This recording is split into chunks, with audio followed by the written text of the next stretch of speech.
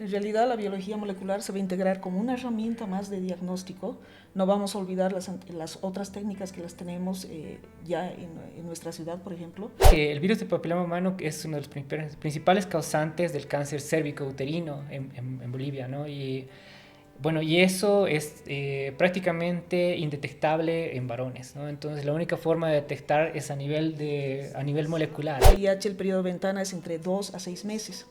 Pero con técnicas moleculares tú puedes detectar la enfermedad 2 semanas después de haberte contagiado. Como la medicina personalizada, ¿no? Que es con los genomas, o sea, ya podemos ir prediciendo ciertos tipos de enfermedades, entonces ese tipo de cosas ya están acá.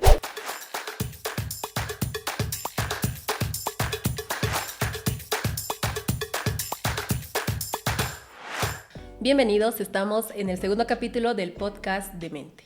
En esta oportunidad vamos a tocar el tema los asintomáticos y la importancia del diagnóstico molecular. Tenemos como invitados a la doctorante Mónica Arévalo y al doctor Oscar Royán. Gracias por la invitación. Muchas gracias por la invitación y bueno, feliz de responder cualquier duda que salga de mí. Vamos a empezar entonces aclarando qué son las enfermedades asintomáticas. Bueno, mucha gente debería escuchar el término de enfermo asintomático.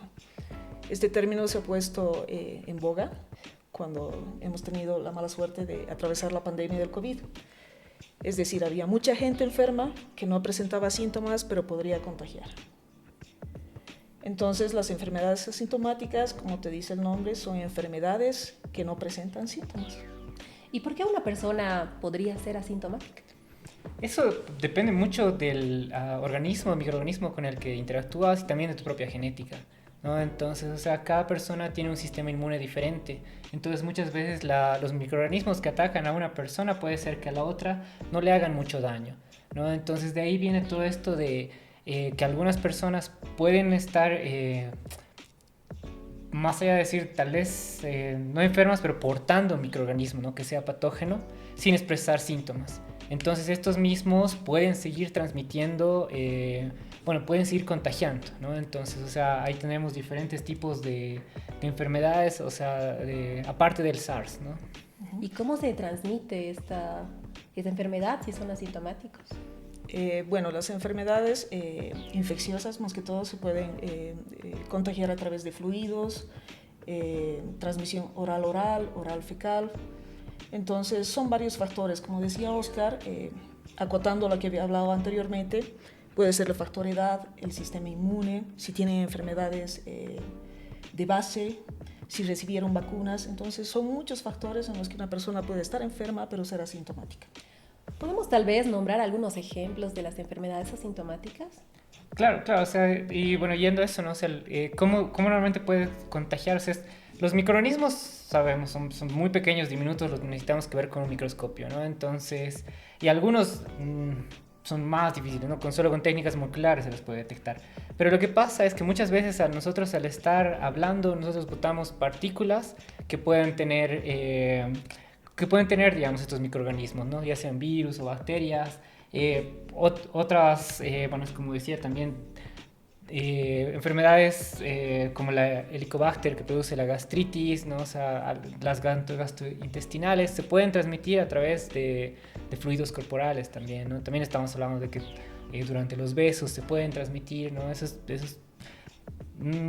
claro, hay que mostrarles siempre, ¿no? Que comparten la microbiota, ¿no? Siempre con la pareja. Tal vez otras enfermedades diferentes a la gastritis. Sí, podríamos hablar del VIH, podríamos hablar del virus del papiloma humano, incluso podríamos hablar del Chagas. Todas estas enfermedades al inicio de la enfermedad no tienen síntomas, pero posteriormente se presentan y lamentablemente ya es tarde para iniciar un tratamiento.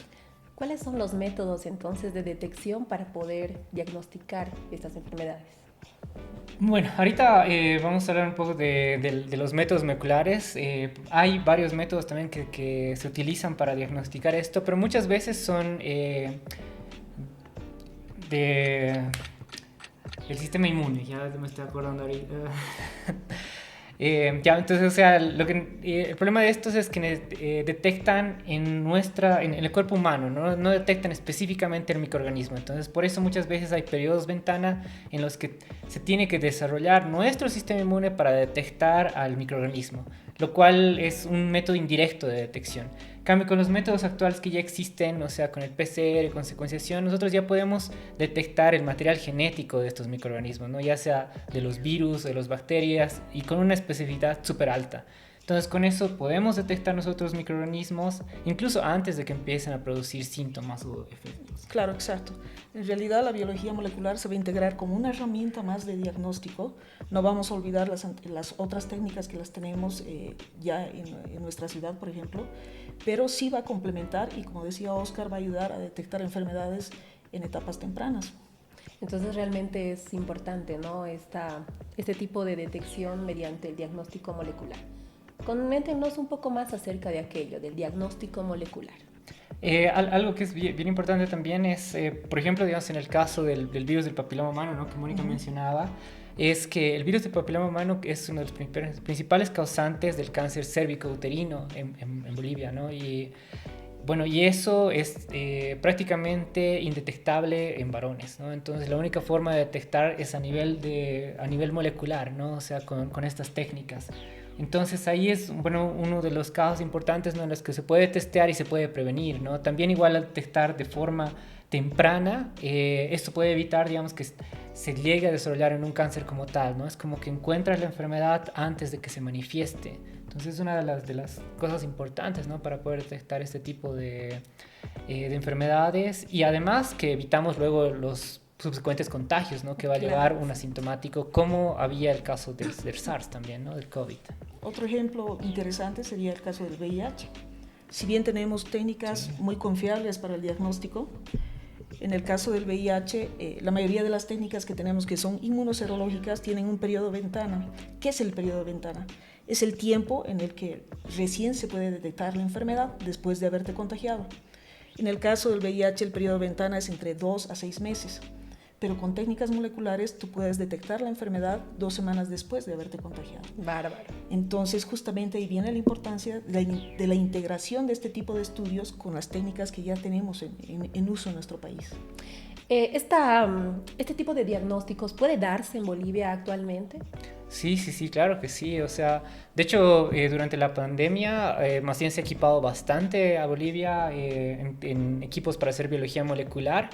Y bueno, hay los laboratorios, hay las capacidades, solo que hay que empezar a implementarlo, ¿no? O sea, hay que empezar a juntar todos los actores y bueno, que empecemos de ya, ¿no? Entonces ahí es como que nosotros como la universidad estamos planteando armar este centro de investigación en el que podamos ofrecer todos estos servicios, que podemos desarrollar y que también brindemos asesoramiento y capacitación, ¿no? A todas las otras áreas. Entonces, de manera que, o sea, ya se puede hacer esto acá, pero que lo vayamos ya implementando, ¿no?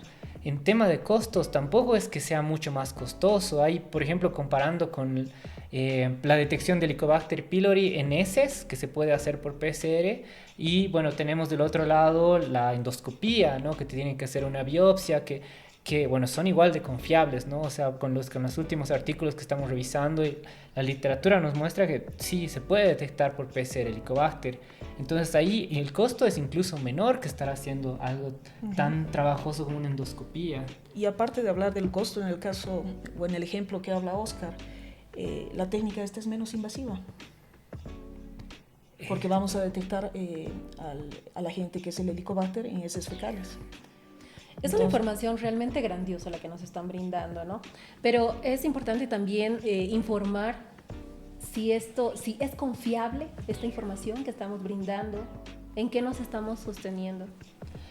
Bueno, es que todo esto también viene de la investigación, ¿no? Y aquí viene mucho es importante de la investigación, porque toda esta aplicación de estos métodos moleculares tiene un trabajo de años por detrás, ¿no? O sea, donde van estandarizando, donde van desarrollando, y una vez que sale un artículo científico publicado, que a veces tarda 2-3 años, con los datos apropiados, ahí uno puede ver, ¿no? Ah, sí, entonces esta técnica sí nos está sirviendo para poder detectar, digamos, en ese Helicobacter, ¿no? Entonces, obviamente de ahí nosotros tenemos que hacer una fase de implementación en la que testeamos eso mismo en nuestro ambiente, no estamos hablando de la población de Sucre como tal, pero, o sea, ahí tenemos una de la importancia de hacer investigación, ¿no? Y para consolidar y validar los datos que vayamos generando. Claro, en realidad lo que te expresa Oscar es que, por ejemplo, en nuestra ciudad tenemos distintas variantes que pueden provocar o llegar a constituirse un cáncer de cuello uterino que son totalmente distintas a las de otros países. Entonces ahí viene la importancia de la investigación también. Claro que sí. Sí, ahí, perdona, pero sí era justo uno mencionar, ¿no? Entonces que habían dos variantes, ¿no? O sea, que eran las más comunes que producían cáncer en Europa y Estados Unidos, ¿no? Entonces, y se empezó a hacer mucho trabajo acá, digamos, con esas dos variantes, pero resultó que esas variantes aquí en Bolivia no eran las de mayor importancia, ¿no? Sino habían otras variantes las que estaban produciendo cáncer acá. Entonces, hay también para que se vayan viendo y se vea la importancia de investigar a nivel local, ¿no? No solo copiar o replicar lo que se ha hecho en una investigación de otros países. De otros países, exacto. Claro, Sí, sino algo más adecuado a nuestra realidad, a nuestra población, ¿no? En una consulta, en este caso, es importante lo del diagnóstico molecular. ¿Por qué no se realiza actualmente en Bolivia? ¿Se puede? ¿No se puede? ¿Por qué razón aún no se ha implementado? Bueno, en realidad tal vez es el desconocimiento de que ya existe este tipo de tecnología aquí en nuestro país, en nuestra ciudad, y de integrar estas técnicas con las que ya tenemos. Entonces simplemente nosotros debemos, o es nuestra responsabilidad, divulgar que ya contamos con esta tecnología y que podemos integrar al diagnóstico de infecciones. Bárbaro. ¿Algo más que quieran añadir tal vez antes de cerrar este capítulo tan importante del que hemos estado hablando? Bueno, ahí también siempre poner en contexto, ¿no? con el público en general, ¿no? O sea, que también pregunten, ¿no? Por nuevas técnicas, o sea, también incentivar a los médicos, digamos, que se comuniquen, ¿no? O sea, que puedan ver que hay este tipo de métodos, que los estamos implementando en Bolivia. Hay algunas cosas como la medicina personalizada, ¿no? Que es con los genomas, o sea, ya podemos ir prediciendo ciertos tipos de enfermedades, entonces ese tipo de cosas ya están acá, ¿no? Entonces simplemente hay ese desconocimiento que muchas veces es falta de información, ¿no? Entonces, y ese es uno de nuestros roles también que necesitamos hacer como universidad, es difundir esa información, ¿no? O sea, actualizar a todos los ámbitos. En este caso, estamos hablando de una investigación tan importante. ¿Se aplicará en algún momento, tal vez, quizás? Sí, de hecho ya se está aplicando y como te dijo Oscar, solo nos falta informar que ya tenemos esta tecnología para acoplar al equipo de diagnóstico, ¿no? Ahora, bueno, ahí, digamos, algunas cosas que yo les comentaba de forma más innovadora, más que qué va a haber en el futuro. Entonces, con los análisis de microbiomas, ¿eso qué significa? ¿No? Encontrar la caracterización microbiológica que hay puedes hacerlo en la saliva, o sea, en cualquier lugar. Entonces, con esto de los análisis microbiológicos en la saliva podemos encontrar y hablar de un tema que es un poco debatible, ¿no? Entonces, lo que pensamos que podemos llegar a hacer en el futuro es encontrar parámetros de infidelidad, ¿no? Entonces, o sea, con los perfiles microbiológicos que tienen una persona y su pareja, ¿no? Entonces, con eso incluso puedes rastrear, digamos, ciertas enfermedades, ¿no? O sea, ese es un tema un poco, bueno, delicado quizás, pero realmente valioso, ¿no? Sí. Bien, la universidad en este caso va a fomentar a la aplicación de esta investigación, se va a quedar en investigación, ¿han pensado algo como investigadores?